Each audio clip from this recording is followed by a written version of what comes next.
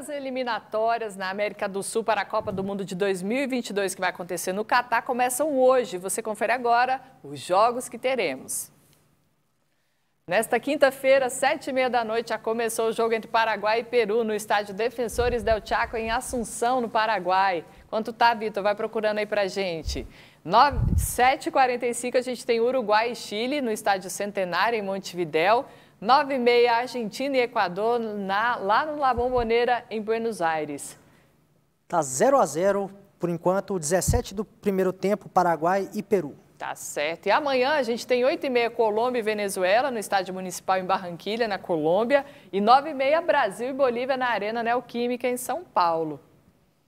Aí os jogos dessa eliminatória, quais vocês acham ali que vão ser as maiores dificuldades que teremos aí nessas partidas? Eu acho que o mais fácil é do Brasil contra a Bolívia, não é possível. Não é possível. Brasil e Bolívia, a gente não pode pensar, se fosse Brasil e Colômbia, Brasil e Paraguai, Brasil e Uruguai, a gente poderia pensar, mas Brasil e Bolívia, só pode se esperar uma grande vitória do Brasil.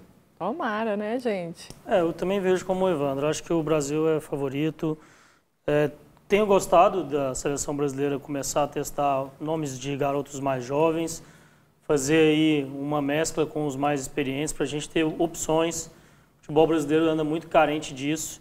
Sempre tem muitos jogadores de qualidade, mas na maioria das vezes acaba fechando um grupo só e você não tem muitas opções. Quando esse grupo não funciona, quando um jogador não consegue ir bem, fica difícil de você poder fazer uma substituição. E a gente tem tido problemas aí nas últimas competições. Então, eu espero que dessa vez seja mais tranquilo as eliminatórias e que o Brasil possa se classificar para a Copa do Mundo o mais rápido possível. E você, Rupert? Que o Tite possa ter muito sucesso na montagem desse time, arrumando o time, porque ele perdeu a Copa, continuou, teve a chance aí de continuar, que ele possa ter muito sucesso na seleção brasileira e escolhendo bem os jogadores, escolhendo bem os atletas que vão vestir a camisa da seleção brasileira. Gente, e hoje um dos nomes mais conhecidos da imprensa aqui goiana nos deixou. Adolfo Campos faleceu aos 61 anos de idade de um infarto. O último trabalho dele foi na Rádio Bandeirantes e o nosso colega deixa um filho e 2 enteados. O irmão do comentarista esportivo disse que está difícil de acreditar que ele se foi. Claro que acontece com qualquer pessoa, né? Mas com ele nunca esperava. Adolfo Campos Filho faleceu em casa nesta quinta-feira depois de sofrer um infarto. Segundo a família, o radialista trabalhou até a madrugada desta quinta-feira na cobertura de um jogo de futebol e chegou em casa por volta de 1h. Ele foi encontrado sem vida pelo filho Adolfo Neto às 7h da manhã. Eu fui um dos primeiros a ver ele, depois do Adolfo Neto, que eu cheguei lá. Para mim, a casa caiu. Adolfo Campos Filho começou a carreira em 1978 no rádio. Na década de 80, ele passou a fazer cobertura esportiva, trabalhou em diversos veículos de comunicação, inclusive na Rádio Brasil Central. Atualmente, ele trabalhava na TV Serra Dourada e na Rádio Bandeirantes. Perdemos um grande amigo, um grande homem, um grande pai de família, um radialista ímpar. Aliás, eu não costumava dizer que o Adolfo era radialista, o Adolfo era um comunicador. Adolfo Campos Filho era conhecido por sua irreverência e criatividade no meio esportivo, área na qual atuou como cronista por cerca de 40 anos. A morte do jornalista representa uma grande perda para o jornalismo goiano. É um cara que a gente aprendeu a admirar pelo jeito irreverente, um jeito assim diferente de fazer rádio. Então é uma perda assim incalculável para todos nós da comunicação goiana. Por causa da pandemia, o velório durou apenas 1h30. O corpo do radialista foi sepultado às 5h30 da tarde. É tristeza no nosso meio hoje, né? Evandro, você que trabalhou muito com Adolfo. Sim, eu vejo o Adolfo deixa uma lacuna impreenchível na imprensa aqui de Goiás, do Brasil. Eu conheci o Adolfo, ele com 61 anos, ele 38 anos mais ou menos de rádio esportivo. Trabalhei com ele em várias emissoras, Rádio Anhanguera, Rádio Difusora, Rádio K, Rádio Brasil Central. E, por último, o ano passado nós estivemos juntos na Rádio Sagres, né, de onde ele saiu para voltar para a Rádio Bandeirantes 820. Essa é uma foto que nós tiramos na Itália, com o Edson Rodrigues, que aí está, estou no meio, ele está ali ainda. E foi nessa Copa do Mundo que eu escalei, eu era o chefe aqui do esporte da Rádio Brasil Central, Copa do Mundo da Itália, e ele estava como repórter cobrindo a seleção brasileira lá em Gubbio, em Asti, ali nas proximidades de Turim, na Itália. Fez um belíssimo trabalho, era um excelente repórter. Depois nos encontramos também, outra Copa da França, 98, né, onde a gente viveu grandes eventos em vários lugares, Copas do Mundo e tudo mais. Era, como os companheiros ali disseram, uma figura diferente, super inteligente, né, absolutamente competente naquilo que fazia, quer no rádio, na televisão, na política, no mundo sertanejo, onde ele comandou um programa por muitos anos que era de um outro colega nosso, Draulas Vaz, um programa chamado Bola e Viola, que ele fazia com incrível precisão, né, com conhecimento de causa. Então, o Adolfo era dessas pessoas que viviam intensamente a vida como ele achava que deveria ser vivida. Ele gostava da noite, vivia bem a noite. Ele gostava do rádio, ele vivia intensamente o rádio. E era de uma disciplina incalculável, porque ele poderia passar a noite em claros, mas no outro dia, 6 horas da manhã, se tivesse marcada, a apresentação dele estava lá, para fazer horário político na difusora, como fez por muito tempo, e tinha esse lado irreverente dele, né? Brincava no microfone, as brincadeiras que agradavam, era um cara super simpático com as pessoas que ele gostava, ele não abria mão do contato, da convivência.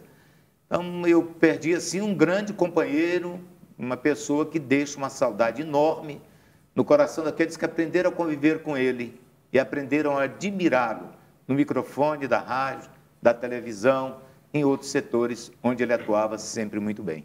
Eu acho, assim, que a morte é uma aposentadoria da vida. Ele aposentou-se, e bem, fez bem aquilo que ele se propôs a fazer. O Adolfo, eu não tive o prazer de trabalhar com o Adolfo Campos, mas é um cara que tinha o dom da comunicação, né?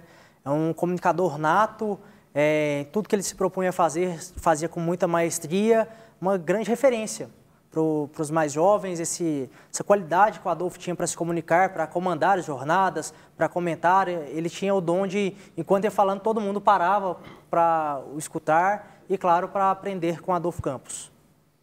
Bom, como eu disse no meu destaque inicial, a gente tem colegas de profissão, a gente tem amigo, o Adolfo era um amigo, tem um colega de profissão, já trabalhei junto com o Adolfo, nós já fizemos muitos programas juntos e tem uma passagem boa que eu estava há pouco tempo na imprensa esportiva, em 2010, fui cobrir o Goiás na final da Sul-Americana contra o Independente e nós chegamos lá, eu conhecia pouco o Adolfo, só de cumprimentar, a gente não tinha relação de amizade.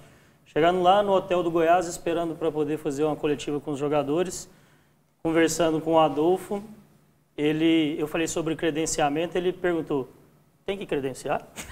Falei, tem, o jogo é amanhã, não credenciei não. E aí eu mobilizei a equipe que eu tinha aqui na época da PUC TV, que estava em Goiânia, para poder fazer, o André Isaac, para poder fazer o credenciamento dele, nós conseguimos de última hora fazer o credenciamento, fazer com que ele conseguisse fazer o jogo. Não tinha nem cabine para fazer o jogo pela rádio difusora. Teve o Alipe Nogueira, da Rádio 730 na época, gentilmente cedeu um pedacinho da cabine, ficou o Alipe de um lado da cabine e o Adolfo do outro lado da cabine, mas tudo deu certo, ele conseguiu transmitir o jogo. Então vai fazer muita falta, eu perco um amigo querido e um grande professor, porque quem viu o Adolfo trabalhar aprendeu um pouco. Olha, o Adolfo Campos, quando veio de São Luís de Montes Belos, aqui para Goiânia, ele veio com aquela vontade de mexer com comunicação, mexer com rádio. O tio dele, José Cunha de Oliveira, brilhante narrador, ele fez um tempo do jogo do Brasil, da seleção goiana contra a seleção de Portugal, na inauguração do estádio Serra Dourada. Ele fez um tempo, meu pai, o Nickerson Filho, fez o outro. E o Adolfo foi no jogo nesse dia, em 75, na inauguração do Serra Dourada. Ele ficava ali naquela vontade de entrar. O Zé Cunha de Oliveira arrumou para ele essa condição de entrar no rádio. E a primeira missão do Adolfo foi de fazer um programa sertanejo, Cancioneiros do Sertão, na Rádio Anhanguera. Depois, o Jurandir Santos montou ao lado do Joel Fraga uma equipe de esportes e foi buscar ele, buscar Cid Ramos. Ao lado do Cid, ele fez uma dupla maravilhosa de repórteres. Brilhou na televisão Anhanguera, brilhou na rádio. Foi um cara que, assim, com aquela reverência dele, com aquela vontade dele de estar sempre do lado, sempre brincando com os outros, ele contribuiu muito aqui na terra, muito mesmo. O Adolfo vai deixar uma lacuna muito grande aqui na terra para quem conheceu a história dele. Vai fazer agora parceria com a dona Janete, a mãe dele, com o tio dele, o José Cunha de Oliveira. E a gente se despede hoje do TBC Esporte com o jeito irreverente do Adolfo, que ontem fez isso aí ao encerrar a jornada esportiva que ele participava. Olha só. Vamos embora, a gente trabalha com prazer, com alegria. Que Deus proteja a todos nós e a todos vocês, amigos, ouvintes, anunciantes, parceiros. Um abração. Valeu? Alô, gente! Alô, alô, alô, Goiânia! Linda, maravilhosa!